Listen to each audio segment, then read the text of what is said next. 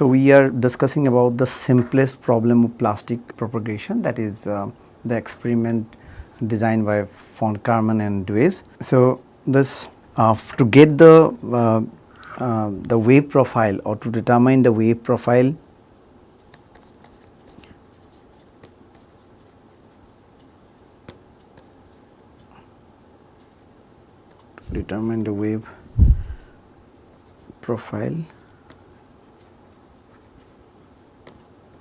so we need to apply the boundary conditions.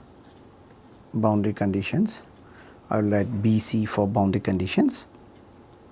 So boundary conditions is equal to V1T, which is, as we discussed earlier, that the V1 is that velocity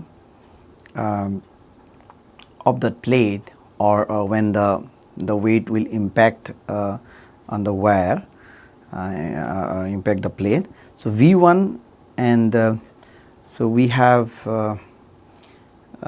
suppose this wire, this is x equal to 0. So at x equal to 0 we have the V1 velocity, that impact velocity. So u is equal to V1T, the displacement V1T when x equal to 0, at x equal to 0, or it will be equal to 0. So displacement will be equal to 0 at x equal to infinity. So that means up above towards this direction, x is infinity, at a far away from this extremity of the wire. So and at time equal to greater than 0, it is not at 0, it is at time t equal to greater than 0. So we will get displacement will be 0. So displacement is very less at the top, or it is 0, and it will increase in this direction. So now we will see the different cases, as we know that elastic longitudinal wave velocity and the plastic longitudinal wave velocity are different, and elastic longitudinal wave velocity is higher than plastic longitudinal wave velocity. So as we know that this elastic wave will propagate after the impact, and then this we write it as elastic longitudinal wave velocity. So EL will be elastic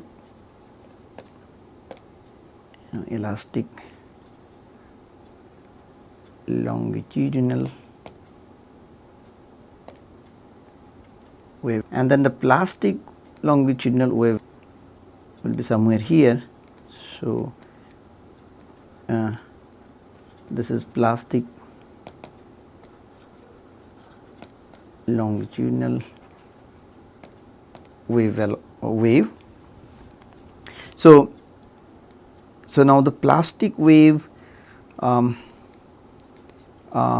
this is the wave front, and this is going in that direction, and we know that this portion. So what will happen in the first case, this region when x equal to 0 to x equal to C1t, or we will write this way. So x equal to 0 to x equal to C1t. So the wave velocities are for plastic longitudinal wave velocities, it is C1, C subscript 1, and for elastic longitudinal wave velocity this is C subscript not, actually C naught. So coming to this again, so in the region 0 to C1t, so this region, so our the strain will be constant, strain constant, and that is we are denoted as epsilon subscript 1, that is equal to 1 epsilon 1. And similarly in the region number 2, so let us say this region, so this is x is greater than C1 t, smaller than C0 t. So in this region x by t will be equal to d sigma d epsilon and rho naught. This will be will have an expression like this, and then the other region higher than x, higher than C0 t, so x greater than C0 t, the strain will be equal to 0 because the elastic wave does not reach at this portion.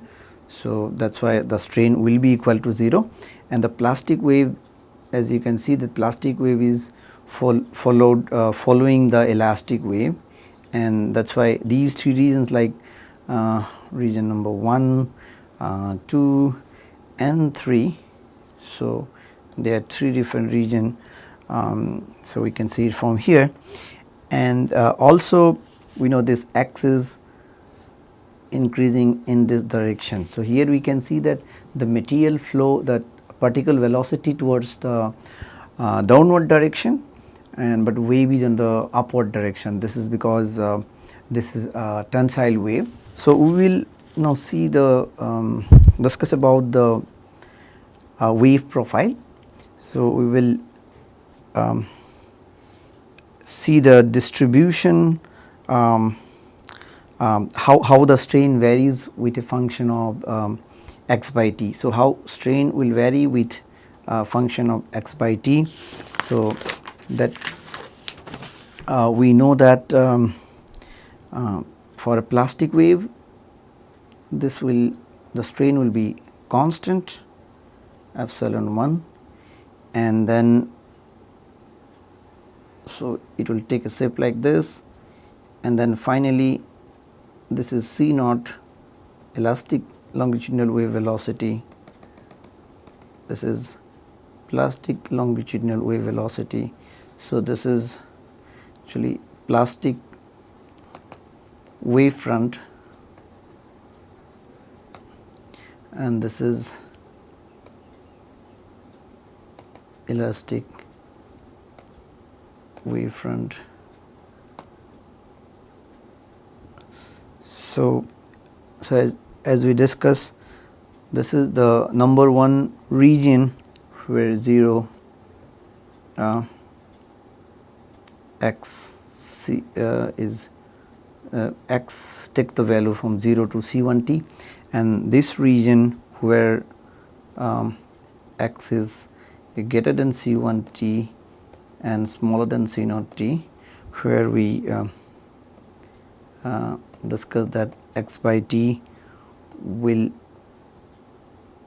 look like this. We'll take the expression d sigma by d epsilon divided by rho naught and square root of the whole thing, and then here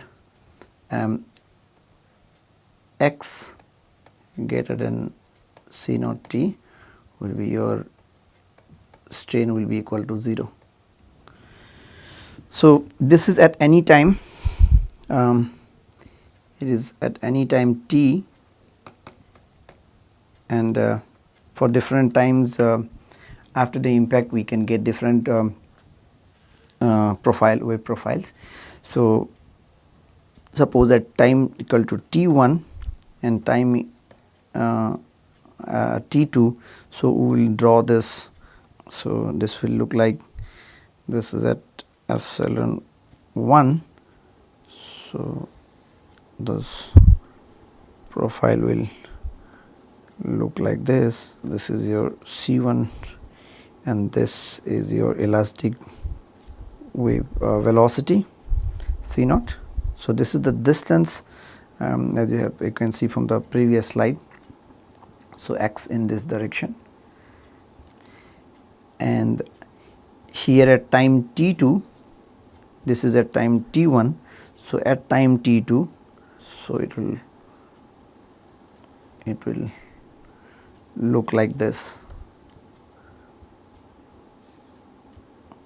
So, we will extend this part little above. So, this is C naught, this is C1. So, as we can see that that at time t2 this has this same maximum strain, but we can see that this portion of the curve it's like spreading out. So, you can see the difference of the wave profile in for time t equal to t1 and then time t equal to t2, where your t2 is greater than t1. So, here just important to mention that this is what we plotted here is x by t. It can be for any time t, and then here we are keeping only x and the y axis in both the cases, and there are two times t1 and t2 where t2 is higher than t1. So, now we want to find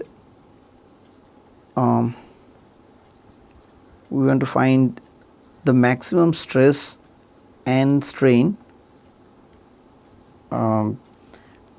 Strain means as a plastic strain undergone by the wire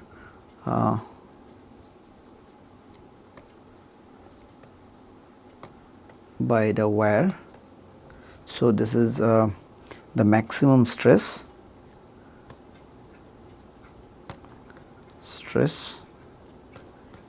and this is maximum plastic strain. So, we want to find the maximum stress and maximum plastic strain undergone by the wire for a particular impact velocity v1, and we will now derive the expression of the strain in terms of the impact velocity v1, v subscript 1, and we will again find the maximum permissible impact velocity, and that means which the impact velocity, which value of the impact velocity can produce the necking in the wire. So, that means necking instability in the wire. So, that is the maximum permissible impact velocity that we will get the derivation of that very soon. But before that, what we want to do is we want to get the strain in terms of the impact velocity. So, to find this at a specific impact velocity,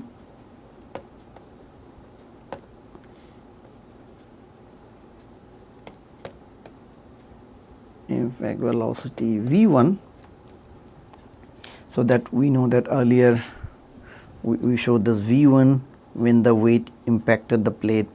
This is the v1. So, what we will do is we will try to get the displacement of the bottom part of the wire. So, bottom part of the wire, the displacement in terms of displacement as a function of time, that means in terms of impact velocity. So, displacement at x equal to 0, that is the bottom part of the wire,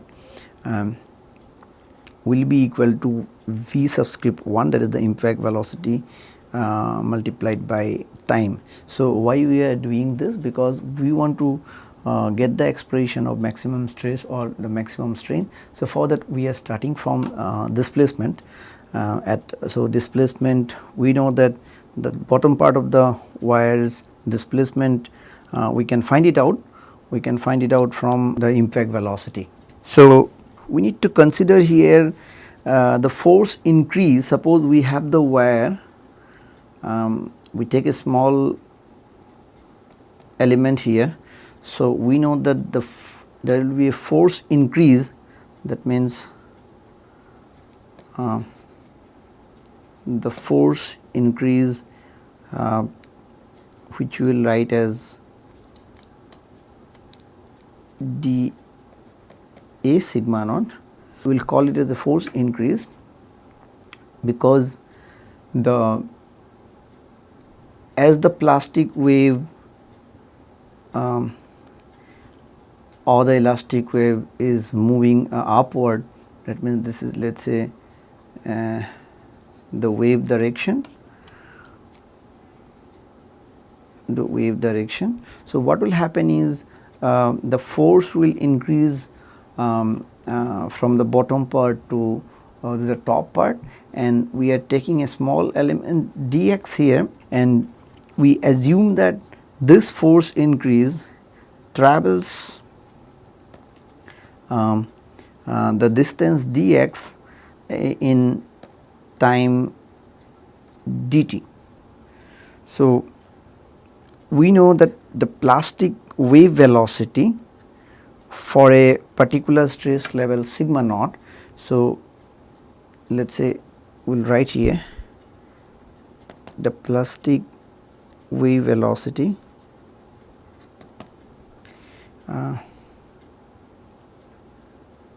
for a particular stress level sigma naught, it can be written as dx by dt. So at time dt, I mean that wave cross that this dx distance, and during that the force increase, that is, or we can write df force increase equal to dA sigma naught, that is area multiplied by the sigma naught. Area is the cross sectional area.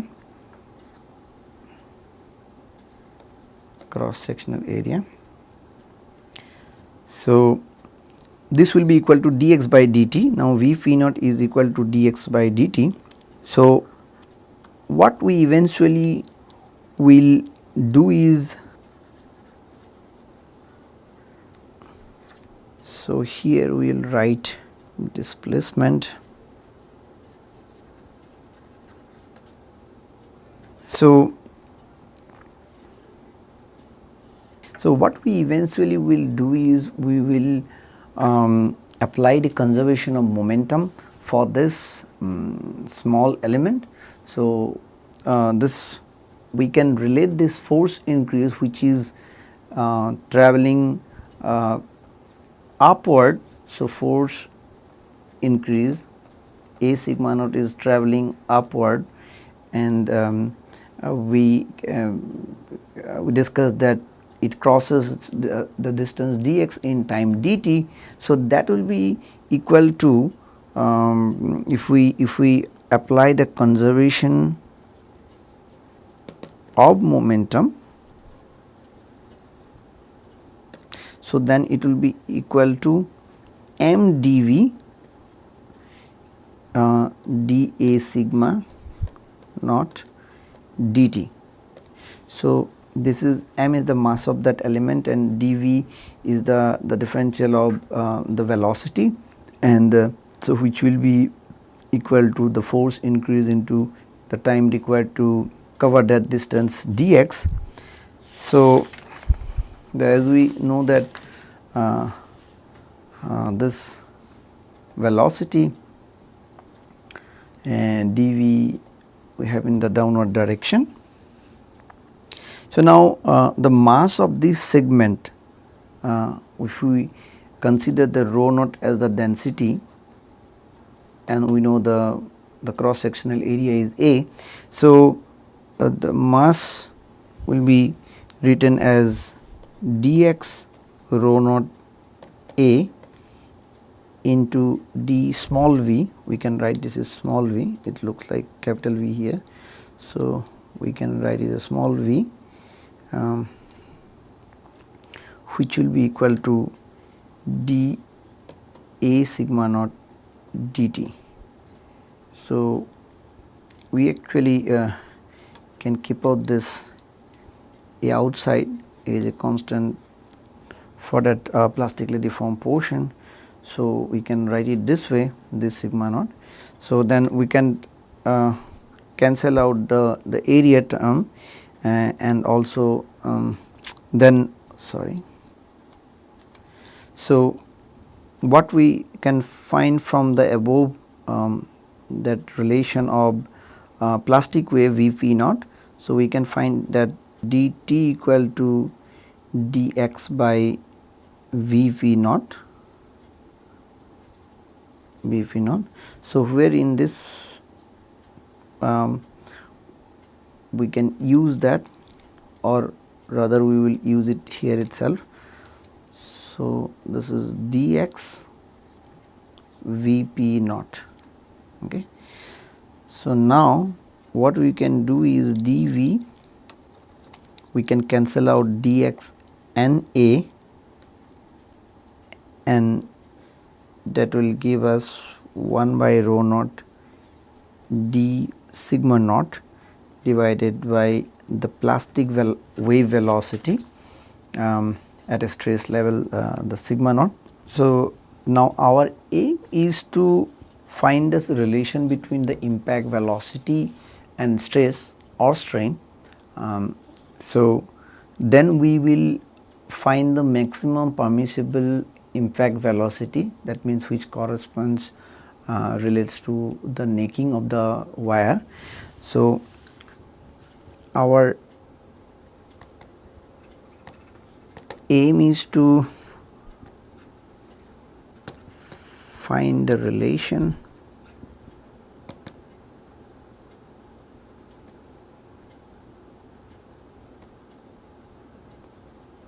between V1 and stress sigma or epsilon. So, where we will write, let us say V1 and epsilon 1, we will get the relation for this for impact velocity with the strain. So, now from the earlier expression, so the earlier expression was this expression, the differential of the velocity, that is d v small v 1 by rho naught d sigma naught v p naught. So, if you want to find the velocity at x equal to 0, that is v1. So, v1 is the velocity at x equal to 0. So, now what we need to do is we need to integrate the above equation. Why we are integrating? Because the velocity is 0 at the top and the maximum at the bottom. So, if we integrate this differential of v, what we can get is the v1 is small v, and that will be with a limit of 0 to sigma 1.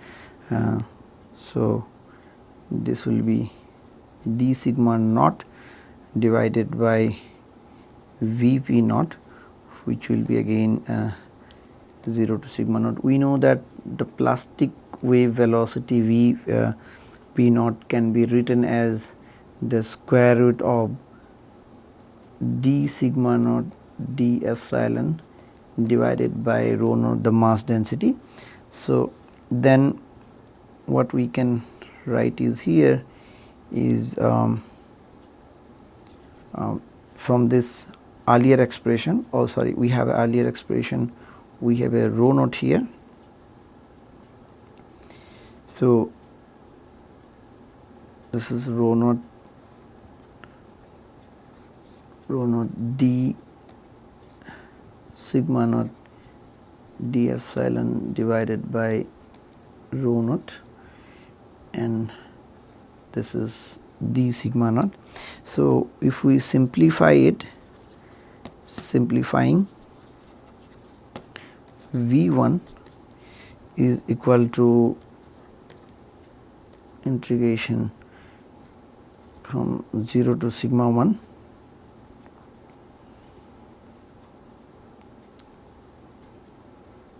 d epsilon divided by rho naught d sigma naught. So, this can be, we can further, what we can do is we can change the limit, changing the limit to epsilon strain, that is from 0 to sigma 1 to 0 to epsilon 1, because we want to find the relationship of V1 with respect to epsilon 1. We so we want to change the limit to strain instead of this stress. So, what we can find is okay, we will do the calculations here itself. So, this is basically 0 to sigma 1, which will be like d epsilon and d sigma naught divided by rho. So, what we can do is we can get here d epsilon square, and outside we can get one more d epsilon, so that in here we can write it in terms of 0 to epsilon 1 d sigma naught d epsilon rho naught whole thing, the square root of the whole thing d epsilon. So, this is now we have changed the limit. So, this is the relation we got for V1 with a limit 0 to epsilon 1. Sorry, I left it square root over rho naught, and please note that, and also this rho should have been rho naught. So, to get a general solution,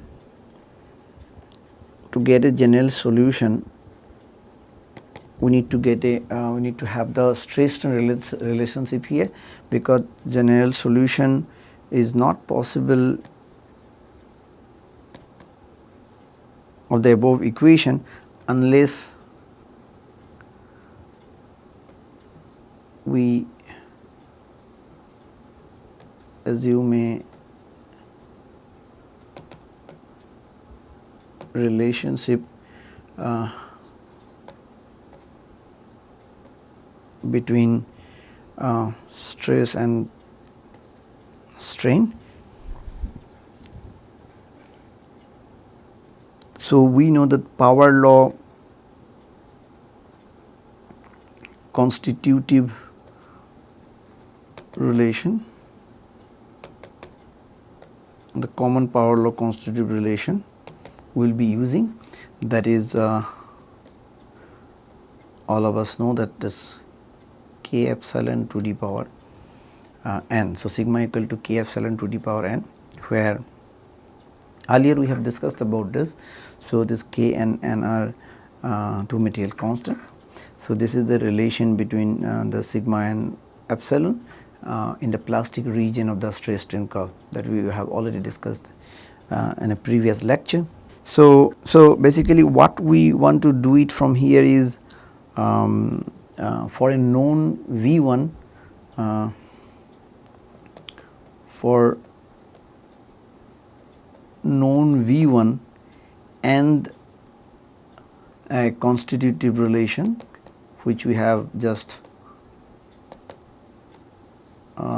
we have written here. So what we can do is we can determine the strain. So we can determine the strain epsilon 1. So that is epsilon 1 is the maximum plastic strain that undergone by the wire. So that expression we will find it in terms of the V1, that is the impact velocity. Now let us see how to get that, because we have this constitutive relation which is sigma equal to k epsilon to the power n. Now we have the earlier relation which we got this one. So we will try to use our constitutive relation in this expression and to find out the impact velocity. So from here d sigma by d epsilon, by we are doing this because we need to know the d sigma by d epsilon expression.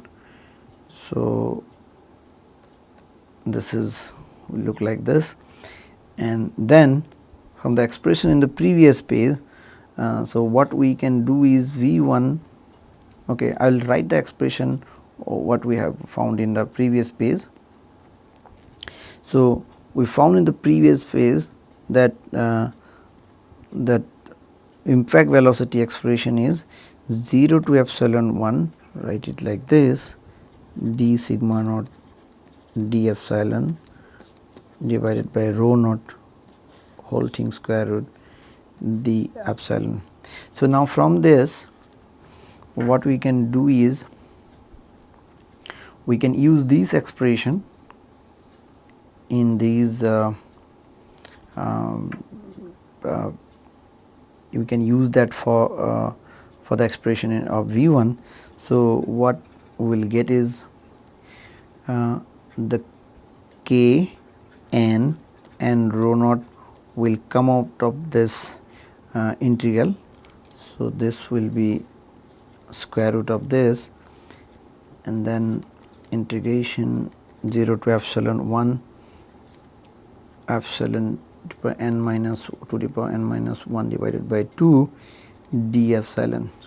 So here we know that this expression will be k n rho naught, this will be epsilon to the power n minus 1 divided by 2 plus 1. So better we will make it look more clear. So divided by n minus 1 divided by 2 plus 1. So we have a limit from 0 to epsilon 1. So directly what you can do is you can write this as epsilon 1, because the 0 will give a 0 value here. So now we can write V1 k n rho naught n plus 1 divided by 2, and then epsilon 1 to the power n plus 1 divided by 2. Okay. So ultimately we will express epsilon 1 in terms of V1. So the opposite one, why we are writing V1 square, because we had a 2 here, this 2, so that will go this side. So this will be V1 square n plus 1 whole square for k n, the entire thing to the power 1 by n plus 1. So this is the expression So, this is the expression for maximum strain, or we will write maximum plastic strain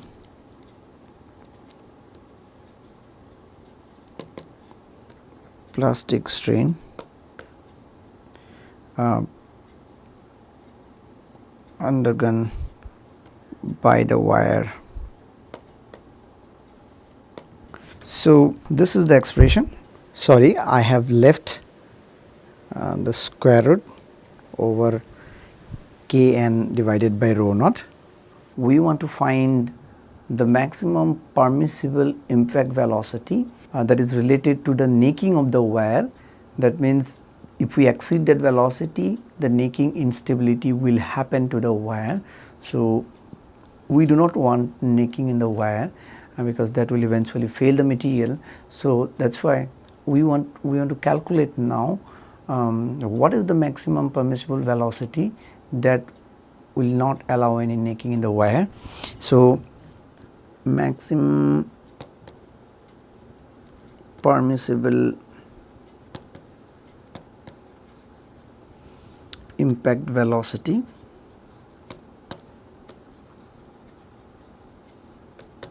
So, instead of V1 what we will write? We will write V maximum. So, this is nothing but the V1, we will write V maximum here. So, there is permissible the word, this means that corresponds to necking instability.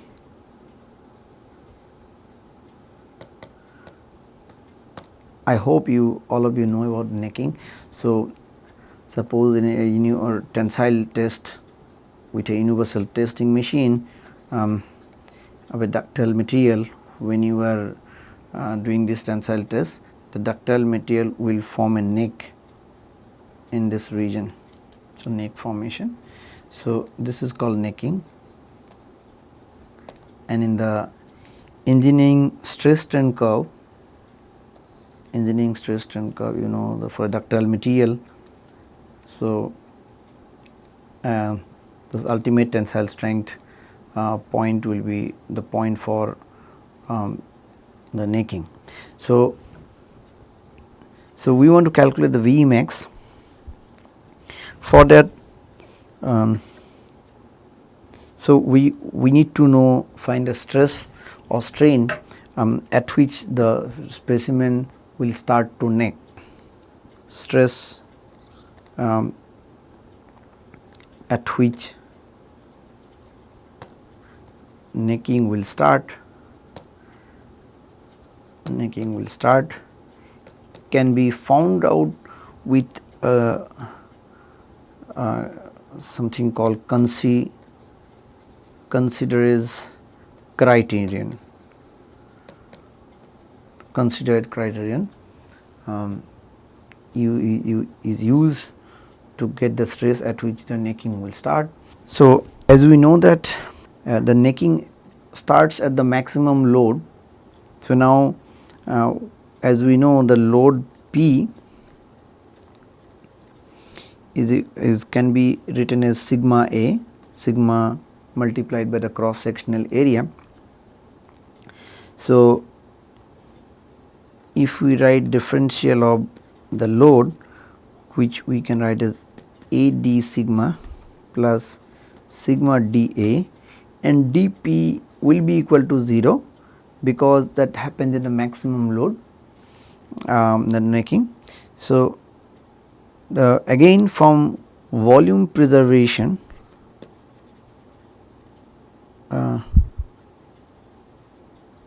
we know that minus dA by A, the cross sectional area, equal to dL by L is equal to epsilon the strain. This sigma, actually d epsilon will give us the d epsilon. So, from this relation, so what we can get is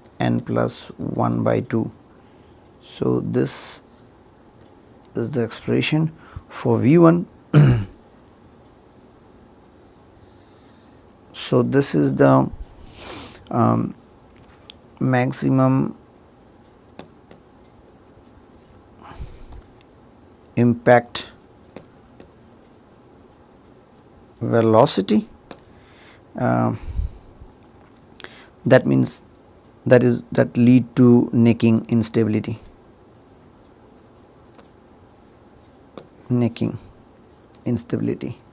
or you can see that this expression is without any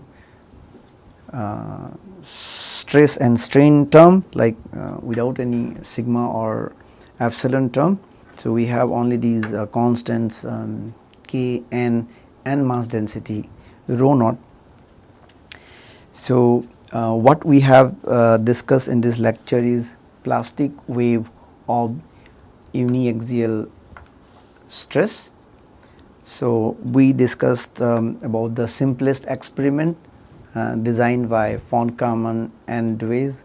So, we have derived the expression for the maximum plastic strain experienced by the wire in terms of the impact velocity V1, and also we discussed the maximum impact velocity that can produce necking, and this is all for today's lecture. So, we will discuss about combined plastic shear wave and longitudinal wave in the next lecture, and also we will discuss about the Taylor's experiment. Thank you.